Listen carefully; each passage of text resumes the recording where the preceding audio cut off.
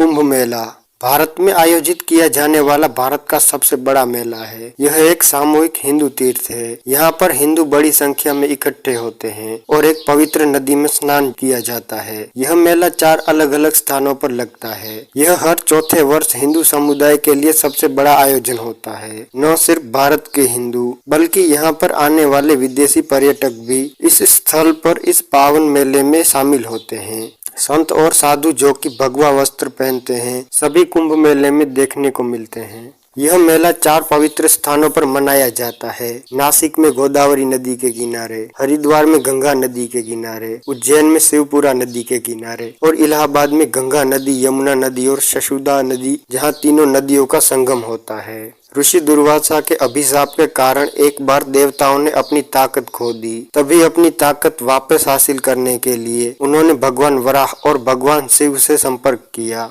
जिन्होंने उन्हें विष्णु भगवान की प्रार्थना करने की सलाह दी। तब भगवान विष्णु ने उनको सागर मंथन करके अमृत निकालने की सलाह दी। भगवान विष्णु के ऐसा कहने पर संपूर्ण देवता दैत्यों के साथ संधि करके अमृत निकालने के लिए यज्ञ में लग गए। मंदारा पर्वत को मंथन करने वाले एक छड़ी के रूप में इस्तेमाल किया गया। सबसे पहले विष उत्पन्न हुआ जो कि भगवान शिव द्वारा ग्रहण किया गया। जैसे ही मंथन से अमृत दिखाई पड़ा तो देवताएं शैतान के गलत इरादे समझ गए। अमृत के लिए देवताओं और असुरों के बीच 12 दिनों और 12 रातों तक युद्ध चलता रहा। इस तरह लड़ते लड़ते अमृत पात्र से अमृत 4 अलग अलग स्थानों पर गिर गया, इलाहाबाद, हरिद्वार, नासिक और उज्जैन। तभी से यह माना गया है कि इन स्थानों पर रहस्यमय शक्तियां हैं और इन स्थानों पर कुंभ मेला लगता है। जैसे कि हम कह सकते हैं कि देवताओं के 12 दिन मनुष्यों के 12 साल के बराबर हैं। इसलिए इन स्थानों पर प्रत्येक 12 सालों बाद कुंभ मेला लगता है। कहा जाता है कि महाकुंभ मेले में हिंदुओं को अपने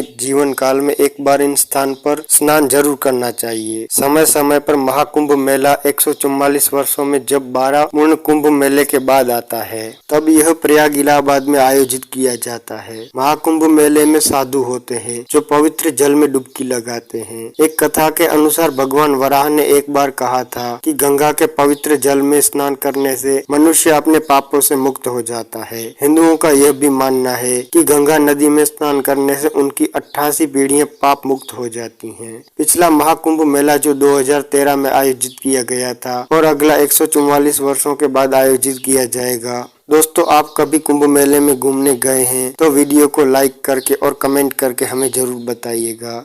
दोस्तों, अगर आपको यह वीडियो पसंद आया हो तो चैनल को सब्सक्राइब करना ना भूलें। धन्यवाद।